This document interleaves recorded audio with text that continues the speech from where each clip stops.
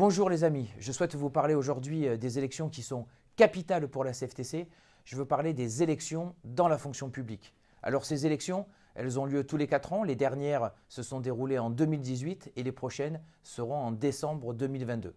Ça concerne tous les agents de la fonction publique, que ce soit la fonction publique hospitalière avec les hôpitaux publics, les EHPAD publics, que ce soit la fonction publique territoriale avec les mairies, les intercommunalités, le conseil départemental, régional ou encore les offices HLM publics.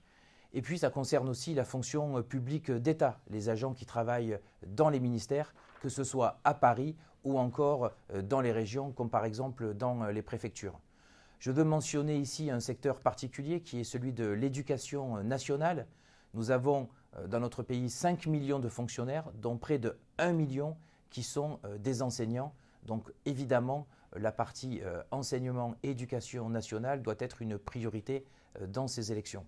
Je l'ai dit, c'est 5 millions de fonctionnaires et les élections auront lieu du 1er au 8 décembre 2022 pour l'ensemble de la fonction publique. Alors nous aurons tantôt des listes qui sont locales, parfois régionales, départementales ou encore nationales. Et pour les toutes petites structures, ça sera des élections sur sigle. C'est capital de faire voter et de faire cette campagne pour la fonction publique. Capital parce que les représentants de nos agents dans chaque administration, dans chaque établissement, c'est là où se crée le dialogue social. Et puis, c'est ça aussi, ce sont ces élections qui déterminent la représentativité de la CFTC. Nous avons fait en 2018 2,9%. C'est un score qui est beaucoup trop bas si on le compare à nos 9,5% dans le privé et nous devons obligatoirement progresser. Nous pouvons le faire et nous devons le faire. Il faut que la CFTC, et je le dis souvent, puisse marcher sur ses deux jambes, sa jambe du privé et sa jambe du public. Nous avons aux dernières élections conservé un siège au Conseil commun de justesse et quand on voit aujourd'hui les perspectives, ce siège, on n'est même pas assuré de le garder. Donc il faut vraiment que tout le monde se mobilise pour que ce siège, on puisse le conserver et même qu'on puisse progresser. On ne peut pas se contenter d'une audience si faible.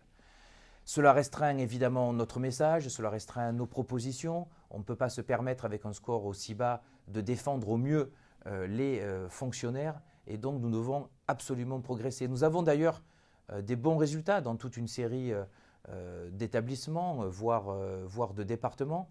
Et donc, on doit obligatoirement aujourd'hui ces bons résultats les diffuser et essayer de les augmenter.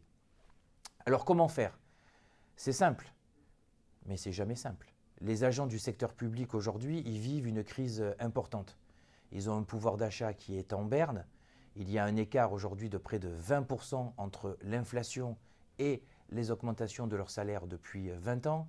Il y a une perte de reconnaissance, il y a des critiques sur leur métier, il y a une utilité qui est parfois pas assez reconnue, des conditions de travail qui se dégradent, une précarisation de l'emploi, une pénibilité aussi qui est croissante et donc nous devons vraiment aborder ces sujets pour les défendre au mieux. Il y a une place à prendre pour la CFTC, j'en suis convaincu.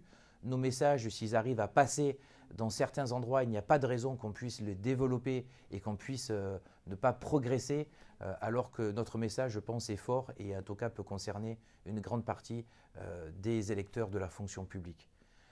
Il faut que chacun d'entre vous se mobilise. Il faut que chaque adhérent de la CFTC participe à ces élections dans la fonction publique.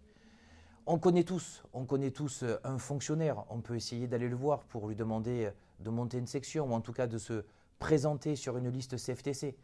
Et puis en dehors de ça, on connaît tous des fonctionnaires qui vont voter. On peut leur demander et on doit leur demander de voter CFTC.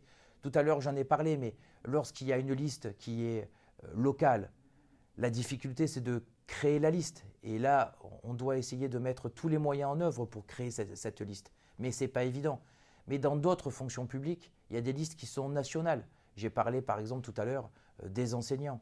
Quand il y a une liste nationale, nous sommes assurés de déposer une liste. Donc là, il faut convaincre vos amis, vos proches, vos voisins, vos conjoints de voter CFTC. Si chaque adhérent arrive à porter une voix CFTC dans la fonction publique, nous allons avoir un score qui va plus que doubler.